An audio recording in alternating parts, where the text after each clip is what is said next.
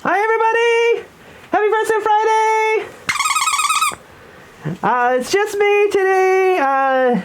We're actually recording this kind of last minute, but I wanted to wish Teddy Deadrat a happy birthday. And if you have a birthday today, November 4th, these are people you share a birthday in common with. Taylor Tomlinson, a stand-up comedian, she turns 29. Jessica Rabbit, yeah, not that Jessica Rabbit. She is an internationally published tattooed model whose portfolio consists of lingerie, swimwear, and promotional work. She turns 35. Stephen Ogg, whose name I did not recognize, but he is Trevor Phillips in Grand Theft Auto 5 and Simon in The Walking Dead. He turns 49 today. Jeff Kaplan, Vice President of Blizzard Entertainment and the Director of Overwatch. He turns 50 today. P. Diddy, a.k.a. Puff Daddy, born Sean Combs, famous rapper. He turns 53 today. Matthew McConaughey, all right. He is known for Dazed and Confused, Interstellar, and Magic Mike. He's a pretty famous actor. I'd be surprised if you haven't heard of him. He's also won Best Actor for Dallas Buyers Club. He also turns 53. Ralph Macchio, the Karate Kid, Daniel LaRusso, he turns 61. Jeff Probst, host of Survivor, he also turns 61. Kathy Griffin, comedian and star of My Life on the D-List, she turns 62. Laura Bush, former First Lady of the United States, she turns 76. And lastly, unfortunately, she did not make it. Doris Roberts, born 1925, died in 2016. She was 90. She was best known as Marie Barone on Everybody Loves Raymond. And if she were alive today, she'd be 97. So, that brings us to this day in history. And I've got a list of things that happened on this day, November 4th, in various points in history. So if you were born today, these things also happened on your birthday. In 1783, Wolfgang Amadeus Mozart's Symphony No. 36 premieres in Linz, Austria. In 1856, James Buchanan is elected the 15th President of the United States. In 1873, dentist John Beers of San Francisco patents the gold crown. Yeah, it would be a dentist, wouldn't it? In 1876, Johannes Brahms' First Symphony in C premieres in Karlsruhe, Grand Duchy of Baden. I'm probably butchering that, but I thought that was pretty interesting. In 1879, African-American inventor Thomas Elkins patents the refrigerating apparatus. So we have him to thank for refrigeration technology. Also in 1879, James Ritty patents the first cash register to combat stealing by bartenders in his saloon in Dayton, Ohio. So kind of neat, the two pretty useful inventions came out in the same day. And more than likely in vastly different parts of the country. Or in potentially the world, African Americans, so I guess they're probably were in America then. Anyhow, 1884, Grover Cleveland, Democrat, beats James G. Blaine, Republican, for the first presidential term and the only American president to serve 2 non-consecutive terms. And then in 1914, Vogue holds its first model show, the Fashion Fete, in New York City. I have no idea if I pronounced that right, but it's Fete.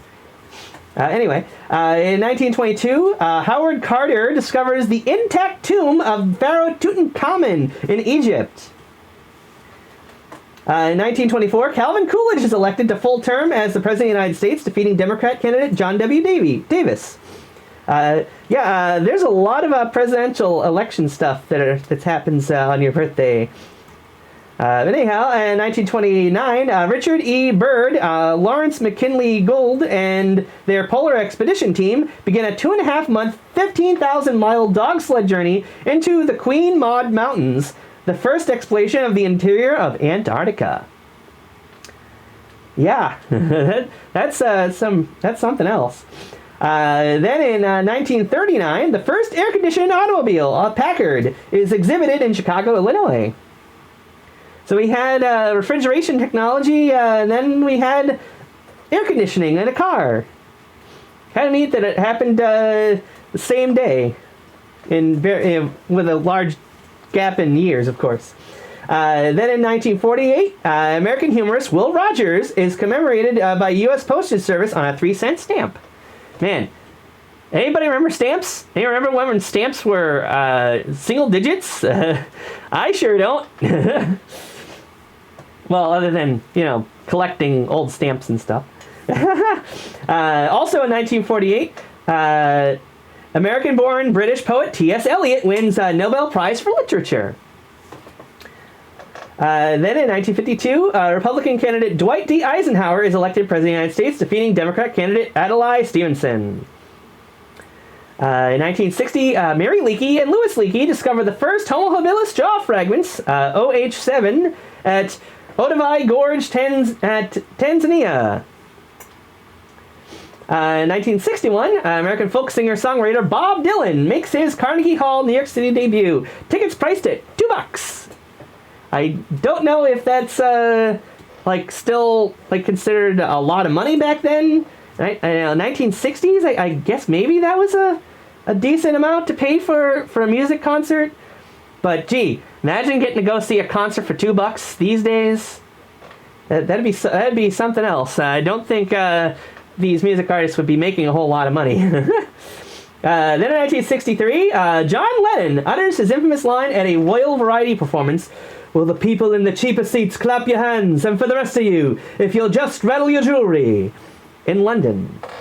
I'm actually not familiar with that line. I have no idea if I did it any justice, but there you go. 1980, Republican candidate Ronald Reagan is elected President of the United States, defeating incumbent Democrat U.S. President Jimmy Carter by a landslide. I guess they didn't want a peanut farmer to return as president. They'd rather have an actor. 1993, Elton John is awarded $518,700 from Sunday Mirror for a false report on his diet. That is such a strange case to me. I'm kind of curious to look into it further after I record this. It's like, what did this publication say about his diet? That he ate babies? What would be so damaging to one's career or personal image that you'd sue for that kind of money for saying something false about what you ate? I mean, I'm a vegetarian. Let's say I'm a vegetarian, and there's a report that I eat meat. It's like, what do I care? That people think I eat meat. What does it mean? But I don't know. Whatever it was, apparently he managed to get a settlement. But I feel like that's probably a significant sum of money for 1993. Anyway, in 1996, the British girls group The Spice Girls released their debut album Spice, which goes on to sell 23 million copies. Then in 1997, the Mercury Nashville Records releases Come On Over, the third studio album by Shania Twain, which ended up becoming Billboard Album of the Year in 1999. Kind of weird. It came out in 97, but it became Album of the Year in 99. Guess it took a little bit to catch on. Either that or Billboard Album of the Year is behind by a couple of years. I don't know. Anyway, 2001, Harry Potter and the Philosopher's Stone, the first film adaptation of the book series by J.K. Rowling, starring Daniel Radcliffe, premieres in London, titled Harry Potter and the Sorcerer's Stone in some markets. Also in 2001, the 53rd Emmy Awards, The West Wing, Sex and the City, James Gandolfini and Edie Falco win. Alright, and also in 2001, 2001's a busy year. American tennis star Serena Williams wins the WTA Tour Championship in Munich, Germany, after Lindsay Davenport defaults the final due to a knee injury. Williams' first season-ending title. Then, in 2003, Shock and Y'all, 8th studio album by Toby Keith, is released, Billboard Album of the Year 2004. So that one only happened a year later, so I guess the other one was a fluke. I don't know. Also in 2003, the most powerful solar flare as observed by satellite instrumentation is recorded. Then in 2008, Barack Obama becomes the first African American to be elected president of the United States, defeating Republican candidate John McCain. And then in 2015, Justin Trudeau sworn in as Canadian Prime Minister with a cabinet split equally between men and women. Also in 2015, Katy Perry is the highest paid musician of the year, earning $135 million, according to Forbes magazine. In the following year, 2016, British TV series The Crown premieres with Claire Foy playing Queen Elizabeth II, dearly departed queen who recently passed, and Matt Smith as Prince Philip. Hey, I know that guy. He played Doctor Who. Then in 2018, Camila Cabello wins 4 awards at the MTV Europe Music Awards in Bilbao. Janet Jackson accepts the Globe Icon Award. I was not aware that there was a MTV Europe. You learn something new every day. Anyhow, in 2019, the largest mass commutation in U.S. history when 462 nonviolent inmates are freed from Oklahoma prisons as part of state prison reforms. And lastly, in 2021, albino activist Overstone Kondoe is sworn in as Malawi's first MP with albinism. So yeah, kind of figured Teddy might appreciate that last one. So I threw that one in there. So anyhow, thanks for watching.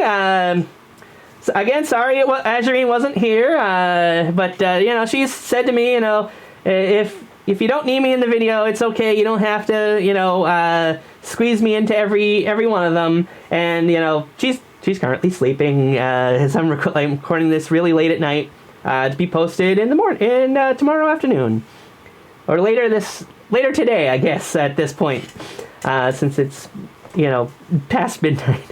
But anyhow, thanks for watching, and if you happen to have a birthday and you'd like me to do a video for your birthday, leave your name and birthday in the comments below. If you have any suggestions for future videos you'd like to see me and or Azurine do, also leave them in the comments below. Check me out on twitch.tv/skunkofthefanda. I'll be playing Fortnite most likely sometime later today. I've also been playing through King's Quest, The Adventure of Graham, or King's Quest, The Complete Collection. I've been having a whole lot of fun with that. I have the last 2 chapters and the epilogue to go. And that's been a whole lot of fun. There's been plans to do Detroit Become Human fairly soon after that, as I've had a couple of people requesting that I play that game on stream. And if you have any other suggestions to stuff you'd like to see me stream, feel free to leave them. And check out my girlfriend, Transient Player, twitch.tv/Transient Player. If you happen to see the thumbnail, this is her Rat Trap transformer there that I use as a stand-in for Teddy. But anyhow, thanks for watching, and see you guys next time. Bye-bye!